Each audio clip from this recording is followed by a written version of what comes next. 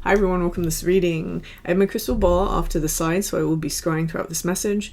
If you're new to my channel, my readings are a little different, and if you're returning, welcome back. You know how we do. If it doesn't resonate with you, if you're forcing the story to fit, arguing with it in any way, just leave it behind for the people who it's meant for. So channel members, you'll have a collective message post tonight, so definitely check that out. If you're interested in channel memberships, that link will be in the description box below. Now, if you were interested in the moon messages, I did upgrade my Zoom account so we can host more people, so definitely check that link out in the description box. It's taking place at 7 p.m. Eastern Standard Time between myself and iScribe Steph. So I think that's it. Okay, let's get started. All right.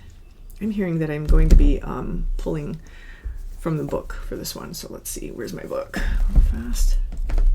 Okay. Taking a step aside.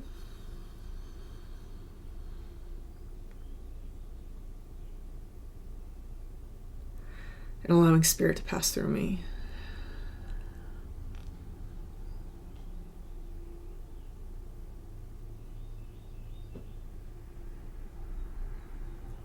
Opening up to receive information.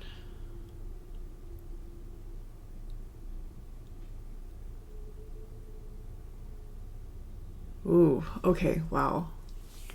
All right, I'm gonna need coffee for this one. Okay, let's see. This is a very powerful sort of a dark energy that just stepped in. Okay, let's see. Need a ground minute. Okay.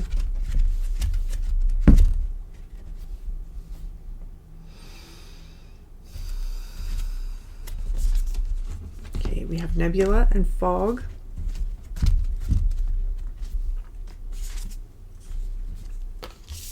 Copper, okay. So let's see here.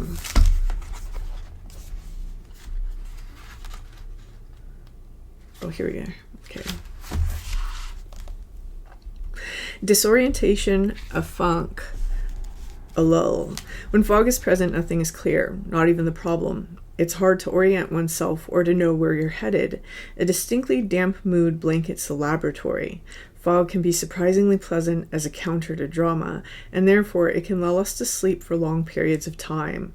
With its cooling nature, fog is a natural balm for pain and trauma, yet the state cannot sustain us, for we long to see the horizon and our surroundings. There are two solutions. The first is heat. We talked about that yesterday. Think sweating, desire, confrontation, passion, creativity. If that's too edgy, then say the morning fog burns off by noon. The sun will be seen again. How much time you spend in the fog is yet to be determined. Go deeper. Listen to okay. It doesn't matter. The automatic response of I'm fine is fog personified into speech. Notice when you're saying it. See if it's possible to allow a little color and clarity in. And then when the fog is thick, reach out to a dear friend or mentor. It's important to get oriented and to feel seen when you're within the alchemical stew. Okay, so that's the first card that we have. Let's go to the second one before we dig into this. Okay.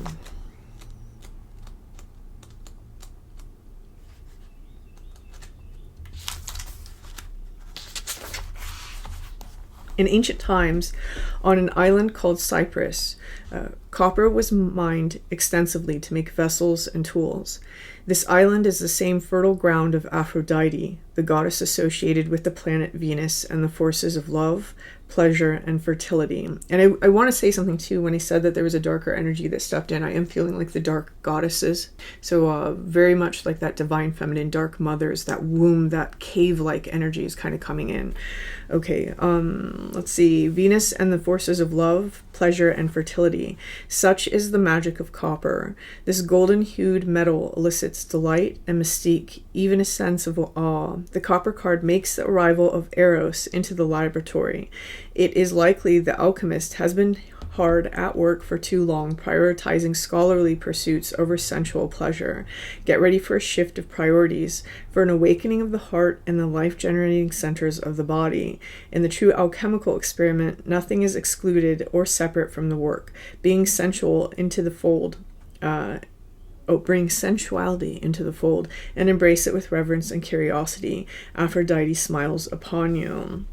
Chocolate contains copper. Though bright and warm when polished, copper quickly oxidates, turning green or blue. Discern if a metaphorical polishing up is in order. And in esoteric wisdom traditions, Venus and copper are associated with the kidneys. A letting go is likely required in order to embrace Eros with open arms. So here what we have is, it's an energy of the collective that I'm speaking to today. It feels a little bit like we've been in a very long period of our life where we've just kind of been meh.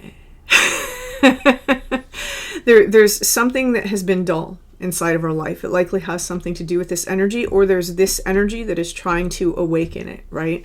We have this energy of sensuality. We have this energy of like this planet Venus, right? We have the color copper, which has been covered by this color blue or this color green.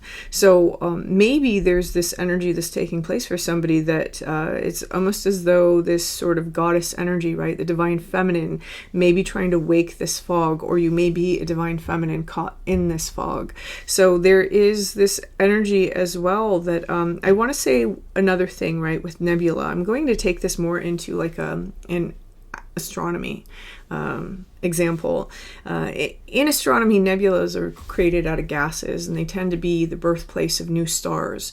There's something that's trying to emerge, right? Something very bright within you that's trying to emerge, but it can't because of this fog. When we go back to the meaning from the book of about this card, one of the things it says is that there is oftentimes this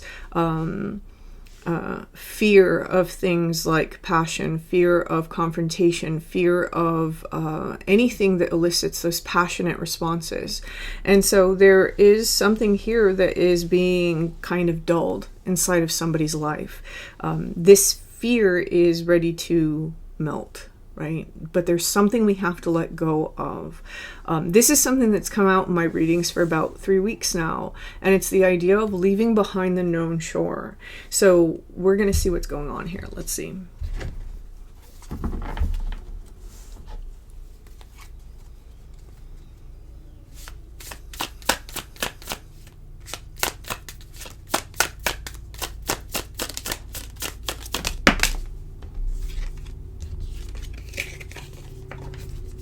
I hope you guys can't hear that. I'm about to text my neighbor. Their poor cat downstairs is making some god-awful noises.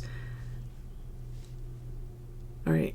The cartographer, a crossroads exploration, the gambler, loss and risks.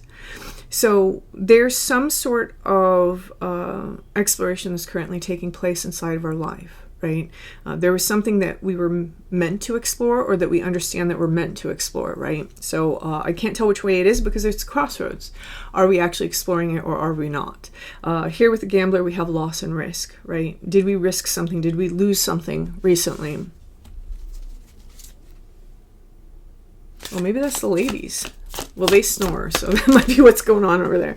The Herald, small regrets and longing. So this is an energy that somebody may be in right now. I want to say this, right? Sometimes these types of energies come up to get somebody out of a fog. And so if you are currently in a situation right now where you're having these, I want to say a little bit more of the uncomfortable emotions inside of life. This is part of the beauty of life. This is part of the colors, right? These are the colors that make up our experience as human beings. And this is occurring because it's meant to shake you out of this fog. Okay. Ooh, I also want to say this. Notice the animals. I'm being told to, okay, so they're giving me symbols now. Who am I connecting to? Okay, they're saying that's not important. I am going to list symbols. If you're new to my channel, my readings, the symbols don't necessarily, oh, now they're pulling me into a deeper trance. Oh, good God, can we just get through this? If you resonate with the symbols, that just means pay more attention. If you find that the symbols don't resonate with you, it doesn't mean that it's not your reading. It just means that those who it does resonate with, just pay extra attention. Oh, goodness. Okay, I'm gonna struggle through this one, guys, because they're pulling me in real deep. We have a rabbit coming through, and then snakes. Snakes are a big symbol. Okay, there's something about lily of the valley. Springtime is very important here because lily of the valley and the rabbit. Okay. The Vesica Pisces is a shape that's important right now. And I'm seeing like I don't know if it's the concept of olive oil, like some sort of anointing oil or something like that, or if it's literally like olive oil. Like I don't know. Okay.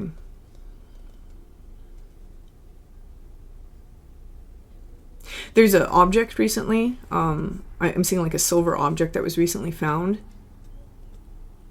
Pewter or something, like it's not actually silver. I don't know. Let's see. And then for somebody here, while this reading is taking place, you're trying to thread a needle. Okay.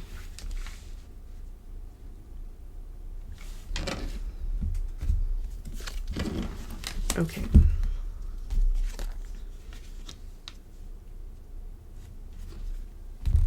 This sort of confusion that somebody feels, this just got really beautiful, right? So this confusion that somebody really feels, it's a moment, it's a crossroads, right? It's a moment of decision. This is where we get to decide what the next step inside of our journey is. Did we learn certain lessons? Did we not learn certain lessons? And we're choosing a priority, right? This crossroads represents us choosing what we now prioritize. There is this energy of the star fairy that's coming through. And for me, the star fairy is always about this sort of unfolding, right? This is how we unfold. This is how we become. Someone here is a step closer to becoming who it is that they're actually choosing to become. There is this energy of two different sets of wisdom, right? I can understand this wisdom over here, and I can understand this wisdom over here. Which way do I go? And it's a moment of pause, right? And remember that this energy of copper with the tie back to Aphrodite. Aphrodite was if I remember correctly, I might be wrong about this, but it's a story that's coming through right now, so just hear me out. Aphrodite was the child that was not devoured. She was the one left behind. She was the one that was hidden in the sea and then left behind. So there's a force of destruction that may have recently taken place inside of your life, or maybe this is a force that has always been inside of your life. Things being destroyed, things being torn down. We see that a lot, like, for example, if you have a Scorpio placement. But there's something here inside of this destruction and this teardown where something's been left behind. It's a little seed or a little pearl, and that pearl analogy keeps coming through in the last few weeks. There's this pearl that's coming through, and in this case, it's the pearl is Aphrodite, right? The shell opens and it's Aphrodite in that famous painting. There's this energy that someone here, it's like an unveiling. There's something that we had closed inside of ourselves. It may be this idea of passion. It may be this idea of finding beauty in things or finding the beauty in life. It may be the idea of sensuality, but there's something that we closed up for ourselves, and this is trying to open. This is something that is trying to open to clear out this fog. Again, this doesn't always happen in just the pure sense of sensuality. It's the senses, right? Our senses are trying to awaken in some way. It's almost like a color is trying to come back into someone's life. Someone really shut down. That's how this feels. Somebody really shut down in order to protect themselves from people. And that's, with the pleasure and the sensuality and all that. This is about people. Maybe it is that you have isolated for a really long time. Maybe you don't necessarily have close connections. Maybe forming good friendships or good relationships has been very difficult for you. And it may be because we've been protecting ourselves from something that happened. Okay, and then they're telling me pull this as the past. Okay, we have the heart. This has been a mechanism to kind of protect the heart, right? And again, this is the message that's been coming out for a very long time now, because we seem to be in a period where previously on this channel, a lot of people, they were working through sacral chakra and solar plexus issues, and now we're going back to the hearts, where we seem to be revisiting this energy. And with this copper, I do want to say that copper is also linked to the sacral chakra. So there's this complex between the heart and the sacral chakra, right? Being able to give and receive freely within that space. There may be something, again, with primal roots, right? So our families. There may be something about intimacy within the family that was either inappropriate or lacking, and that may be one of the reasons why we entered this fog in the first place. Okay.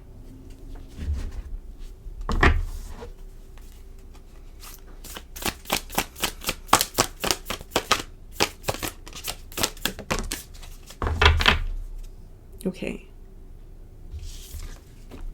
We have Seraphim's Gateway, Voice Activation, Angelic, Attunement, Divine Support. Now, every time I pull from this deck, it feels like this card comes out. So this is very important for this collective that I keep reading for. Again, notice the colors of the pink and the green, and, you know, those are all heart activation colors. But then we have this beautiful yellow in there. It's our solar plexus. Being able to hold space within our heart space without also feeling that we're losing our power to something. There is this purple that's surrounding it. So for many of you, this can be that higher heart activation where it's about humanity, right? It's not necessarily about romantic love. It can be about people in general and learning to love that. We have to, it seems like, pass through this gate of copper in order to activate that. Okay, we have, oh, I was supposed to take that one card. What was it? Oh, it was Merkaba Activation, Transcendence, Ascension, You Are Rising Up. And that shape is also something that keeps coming out. It came out, I believe, yesterday in the Thoth reading, if I remember correctly. We have Arcturian Light Codes, Evolutionary Downloads, Recalling Power, Future Thinking. We may have recently had to, we may have received information, we may have had to recall our power, we may be thinking about the future here with this. And Karmic Release, Healing the Lineage and Boundaries. This may be part of that experience, is releasing something that is extremely karmic. Remember that karma isn't necessarily something that's taking place between you and other people. That's the way that we like to think about it. Just because we're talking about past life connections, that usually is the way that we term it, but in deep esoteric mysticism, karma is essentially our relationship to ourself, right? How are we able to handle the mirror? And there may be a release that's taking place inside of ourselves so that we can actually heal something, because what we're really trying to do is we're trying to heal something within our lineage. Remember, everybody that precedes you is a part of you. That's why they're in your DNA. That's why we have that DNA strand right there on the top. Okay, let's see. One more, they're saying from this deck. We have the Heartless Love. And so again, this may be an inability to feel love. This may be something that we're not familiar with, right? Is the feeling of love. And so this is what's trying to open up inside of someone's life. There is something taking place right now inside this collective where and I want to say this too, it doesn't necessarily mean that we've never felt love. It might be that you have felt love, but a fog has been placed over that, and now the heart space is almost apathetic. It's drained of its color, right? So for someone here, it looks like there's this sort of healing that's trying to take place within this space right here, from something that is probably very, very old, a protective mechanism perhaps, that causes us to not necessarily, I want to say overprotect, okay, right? So when we look at this, we have this hero that's over this male torso, and he's got this sword over the heart, right? So we may be trying to overprotect our heart space. And that is sitting underneath fog. That is sitting underneath fog. Again, Star Fairy sitting underneath copper. So that's the unfolding of this aspect of Aphrodite. Okay, is there something else? Okay, tell me 3 cards. And then we'll close out. So let's see. Past, present, future. Okay. And the star. Oh, liberation from whatever this is. Okay, so somebody's making pretty good progress. In the very beginning, there was a small offer, right? A new beginning of some kind. We have this slow, steady progress that's taking place. I do feel that this new beginning of some kind is sitting right on the heart card. So this is about the heart space opening from this fog. And then we have this Knight of Pentacles. There's slow, steady progress in whatever this is here. And in the future, it is something that is leading to this this sort of partnership. And there's a lot of animals on this table, and I don't know if there always is, and I just never notice it, but animals and animal medicine, for example, might be important right now for whoever this message is for. The final card that we have here is we have the Star card. And so with the Star card, this is this brings us back to that energy of the goddesses that came through in the very beginning. So there's definitely this darker feminine aspect that seems to be trying to awaken inside of us to experience things in a much more fuller way. It could be that we've even fogged that part of ourself as well, right? That's the part of us that is very darkly sensual, is very passionate, is very magnetic. So this reading is very beautiful. Somebody here, it's like you're coming full circle from something that might have been a bit of a struggle inside of our life, right? This might have been a bit of a struggle for quite some time. So whoever this message is for, this is beautiful. I wish you the best of luck with this, and until next time.